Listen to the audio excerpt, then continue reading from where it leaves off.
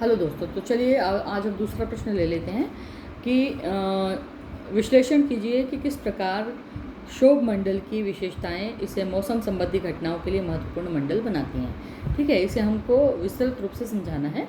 तो अब पहले समझ लेते हैं कि प्रश्न में क्या मांग की गई है, मतलब क्या प्रश्न पूछने वाला क्या चाहता है। तो यह एक विश्लेषणात्मक प्रश्न है और इसमें आपसे पूछा गया है कि किस प्रकार से क्षोभ मंडल की भौतिक और संरचनात्मक विशेषताएं क्या हैं, है ना।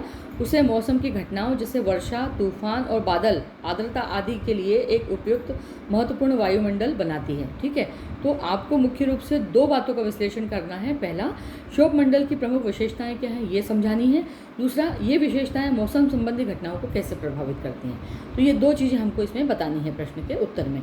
तो आप उत्तर समझ लीजिए। सबसे पहले हम लोग भूमिका में मतलब इंट्रोडक्शन डालेंगे, फिर क्षोभ मंडल की विशेषताएं डालेंगे, फिर मौसम संबंधी घटनाएं और उसका प्रभाव, इम्पैक्ट डालेंगे उसका, और अन्य वायुमंडलों की तुलना में इसका रिलेवेंस निकालेंगे, है ना, कंपैरिजन करेंगे और साथ साथ में इसका निष्कर्ष देंगे कि इसका निष्कर्ष क्या निकलता है। तो आइए हम सबसे पहले इसकी परिभाषा या भूमिका समझ लेते हैं। तो वायुमंडल पृथ्वी को घेरे हुए विभिन्न परतों में बना हुआ होता है, जिसमें सबसे निचली परत को क्षोभ मंडल यानी टोरोस्फियर कहा जाता है ना। यह पृथ्वी की सतह से लगभग 8 से 18 किलोमीटर की तक फैला हुआ है ये मंडल, और इसमें लगभग सभी मौसम संबंधी घटनाएं घटित होती हैं। ठीक है, तो ये कहाँ से लेकर के 8 किलोमीटर से लेकर के 18 किलोमीटर तक ये मंडल फैला हुआ है, और इसमें मौसम संबंधी जितनी भी घटनाएं होती हैं वो इसी मंडल में घटित होती हैं। इसमें तापमान, आर्द्रता, बादल, वायुदाब, हवाएं इसी मंडल की विशेषता हैं, और इसे मौसम का कार्यक्षेत्र बनाती हैं। मौसम का जो परिवर्तन या मौसम का बदलाव या मौसम में जो भी घटनाएं होती हैं वो इसी वायुमंडल में होती हैं, वायुमंडल के इसी क्षेत्र में होती हैं। ठीक है, अब क्षोभ मंडल की विशेषताएं क्या हैं।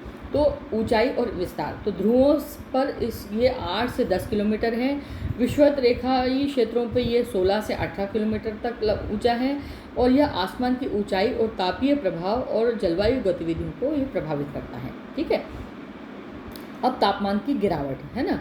तो ऊंचाई के साथ साथ तापमान औसत 6.5 डिग्री सेल्सियस प्रति किलोमीटर की दर से घटता जाता है, और जो ऊर्ध्वाधर संवहन और वर्षा के लिए अनुकूल वातावरण बनाता है ना। 99% वायुमंडलीय गैसों का केंद्रण यहीं होता है, यहीं पर सारी गैसें मिक्स होती हैं, है ना। क्षोभ मंडल में वायुमंडलीय गैसों और जलवाष्प का अधिकतर भाग उपस्थित होता है, जो मौसम की घटनाओं के लिए आवश्यक होता है ना। जलवाष्प की उपस्थिति, तो क्षोभ मंडल में ही जलवाष्प विद्यमान होता है, जो वर्षा, बादल और तूफानों की स्थिति में योगदान देता है। ठीक है, वायवीय अशांति, है ना, टर्बुलेंस जिसको कहा जाता है। आपने हवाई जहाज में अगर सफ़र किया होगा तो आपने देखा होगा टर्बुलेंस विमान में आता है, विमान हलता है। तो उसका कारण क्या है, तो सूर्य से प्राप्त ऊष्मा के कारण वायवीय संवहन, चक्रवात, मानसून जैसी घटनाओं का विकास होता है, और उसकी वजह से टर्बुलेंस आता है। ठीक है, क्षोभ मंडल और समताप मंडल के बीच स्थित शोभावासन, है ना। तो यह एक अवरोधक परत की तरह काम करता है, जिससे मौसम की घटनाएं मुख्य रूप से क्षोभ मंडल तक ही सीमित रहती हैं, उसके ऊपर वो नहीं जाती। ठीक है, मौसम संबंधी घटनाओं का प्रभाव क्या पड़ता है। तो सबसे पहले प्रभाव पड़ता है, बादलों का निर्माण होता है।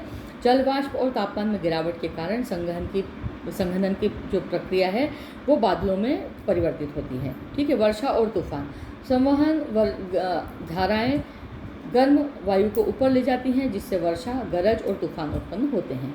चक्रवात या प्रतिचक्रवात, है ना, तो वायुदाब के असंतुलन से क्षोभ मंडल में ही इन मौसमी प्रणालियों का निर्माण होता है। हवाओं की दिशा और गति, तो ऊंचाई, तापमान और दबाव के अंतर के कारण पवन प्रणालियाँ बनती हैं, जिससे ट्रेड विंड्स या वेस्टलरीज बनती हैं। ठीक है, इसके अलावा मानसून प्रणाली का भी विकास यहीं होता है। तो क्षोभ मंडल में वायवीय अस्थिरता और नमी मानसून के संचालन को नियंत्रित करती है। ठीक है, अब अन्य मंडलों की से अगर हम तुलना करें तो अन्य मंडलों से तुलना कैसे करेंगे, तो समताप मंडल, है ना, मध्य मंडल और क्षोभ मंडल है। तो समताप मंडल में स्थिर तापमान, ओजोन और मौसम संबंधी भूमिकाएं जो होती हैं नगण्य होती हैं। अब हम मध्य मंडल की बात करते हैं तो अत्यंत ये पतला है, वायुमंडलीय मौसम की प्रतिक्रियाओं से ये संबंधित नहीं है। और क्षोभ मंडल की अगर हम बात करते हैं तो यह गतिशील, संवाहक, सक्रिय और सभी मौसमों की घटनाओं का केंद्र है। अब इससे निष्कर्ष क्या निकलता है? निष्कर्ष निकलता है कि क्षोभ मंडल पृथ्वी का वह महत्वपूर्ण वायुमंडलीय मंडल है जहाँ जीवन से जुड़ी हुई लगभग सभी मौसमी घटनाएं घटित होती हैं। इसकी विशेषता जैसे तापमान में गिरावट, जलवाष्प की उपस्थिति, वायवीय अशांति, संवहन इसे एक सक्रिय और जटिल मौसम प्रयोगशाला बनाते हैं। इसलिए मौसम विज्ञान और जलवायु विज्ञान के अध्ययन से में क्षोभ मंडल का अध्ययन जो है वो अत्यंत आवश्यक हो जाता है। तो अब आपको समझ में आ गया होगा कि कुल कितने मंडल, पृथ्वी के ऊपरी सतह पे कितने मंडल होते हैं। आकाश में 4 मंडल होते हैं, जिसमें से क्षोभ मंडल जो है वो सबसे महत्वपूर्ण है, क्योंकि प्राकृतिक सभी घटनाएं बादलों का संघनन से लेकर के चक्रवातों के बनने तक, मानसून के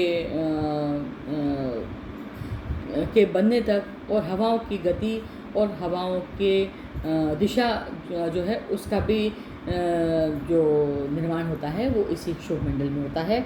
तो उम्मीद है आपको ये मेरा सेशन समझ में आ गया होगा, और अगर आपको ये अच्छा लगा है तो आप प्लीज़ इसे लाइक कीजिए, शेयर कीजिए, सब्सक्राइब कीजिए और मेरे चैनल पर बने रहिए और ऐसे ही प्रश्नों से जुड़ने के लिए।